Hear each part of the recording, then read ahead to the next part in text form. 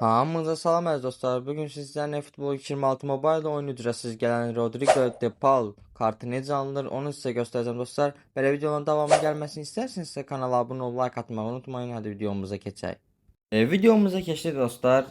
Burada ilk başda, yəni ilk növbədə maça giririk. Buradan e-futbol liginə giririk. Sonra PvP kateqorisi. Girdikdən sonra isə burada gördüyünüz kimi ən altda Rodrigo De Paul ücretsiz kartını görə bilirik. Burada ayrıntılar bölümünə giririk. Gördüyünüz kimi 500 və 1 milyon arasında olduqda, yəni klasman olduqda Rodrigo De Paul oyuncusunu verir. Ən az siz yəni birinci klasman olmanız gərəkdir və dərəcə isə 1825 olmalıdır. Yəni 1800 olduqda yəni çox vaxt verməyə bilər.